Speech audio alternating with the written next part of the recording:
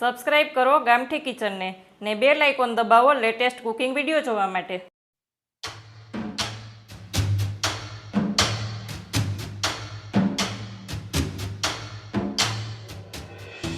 નમસ્તે ફ્રેન્ડ્સ, ગામઠી કિચનમાં તમારું હાર્દિક સ્વાગત છે। આજે આપણે બનાવીશું વેજ બિરયાની। વેજ બિરયાની બનાવવા માટે અહીંયા આપણે એક પેનમાં 2 ટેબલ સ્પૂન સિંગ તેલ મૂકેલું છે, તમે જોઈ શકો છો। તેલને ગરમ થવા દેશું। તેલ ગરમ થઈ જાય એટલે આપણે 1/2 ટીસ્પૂન આખું જીરું લેશું।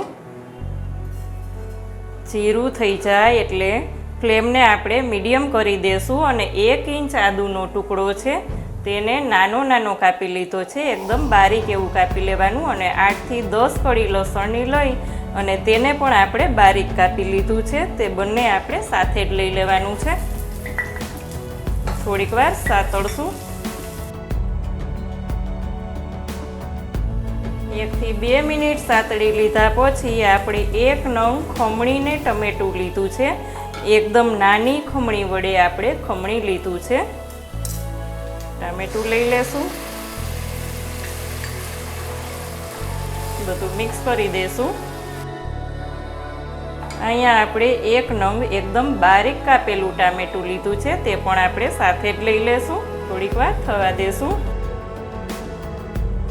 એકદમ મીડિયમ ફ્લેમ ઉપર જ આપણે બધું થવા દેશું। 1 થી 2 મિનિટ સાતળી લીધા પછી આપણે 1 ટીસ્પૂન કશ્મીરી લાલ મરચું લેવાનું છે, લઈ લેશું।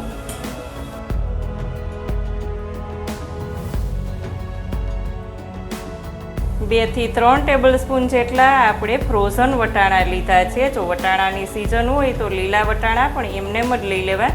અહીંયા ફ્રોઝન વટાણા હતા એટલે ખાલી 1 થી 2 પાણીથી ધોઈને જ લીધા છે, તો પણ સરસ એકદમ ચડી જશે। વટાણા થઈ જાય એટલે આપણે 1 ટીસ્પૂન પાઉંભાજીનો મસાલો લેવાનો છે, એ લઈ લેશું। પાઉંભાજીના મસાલાથી એકદમ સરસ એવી ફ્લેવર આવશે। થોડીક વાર એમને જ થવા દેશું। થોડીક વાર એમનેમ સાતળી લીધા પછી આપણે 1 નાની વાટકી જેટલું પાણી લેશું, જેથી કરીને બધા વેજીટેબલ્સ એમાં ને એમાં સરસ થઈ જાય। નાની વાટકી પાણી લીધું છે।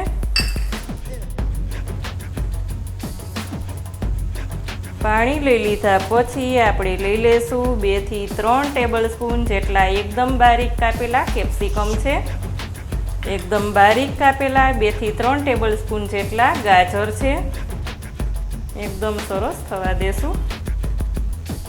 સાથે જ આપણે લઈ લેવાનું છે બારીક કાપેલી 2 નંગ ડુંગળી, તે પણ લઈ લેશું। એ બધું સાથે જ ચડવા દેશું। થોડીક વાર ઢાંકણ ઢાંકી અને આમનેમ જ તેને થવા દેશું।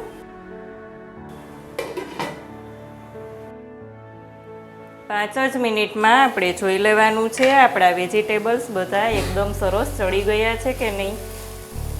જો થોડા થોડા કાચા લાગે તો હજી વધારે પાણી પણ તમે લઈ શકો છો। અહીંયા આપણું ગાજર ને એકદમ સરસ સોફ્ટ થઈ ગયું છે, આપણા વેજીટેબલ્સ એકદમ સરસ ચડી ગયા છે। આપણે વેજીટેબલ્સમાં ભાગનું જ મીઠું લેશું, કારણ કે મેં બનાવેલો ભાત છે તેમાં પણ મીઠું લીધેલું છે। મિક્સ થઈ જાય એટલે આપણે અડધાથી પોણા લીંબુનો રસ લેવાનો છે, તેમાં આપણે લઈ લેશું લીલા ધાણા। છેલ્લે આપણે લઈ લેશું બનાવેલો ભાત।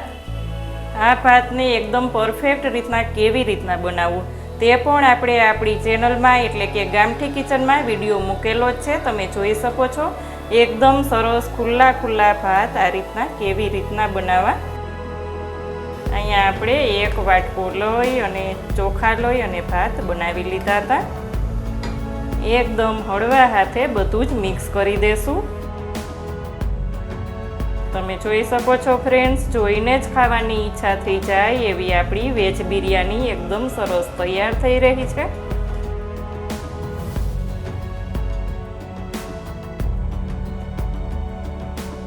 આ થઈ ગઈ મસ્ત એવી આપણી વેજ બિરયાની તૈયાર, સર્વ કરીશું। તો ફ્રેન્ડ્સ, તૈયાર છે એકદમ મસ્ત એવી આપણી વેજ બિરયાની। ક્યારેક એવી નાની નાની ભૂખ હોય તો તમે આ બિરયાની બનાવી અને તેની મજા લઈ શકો છો।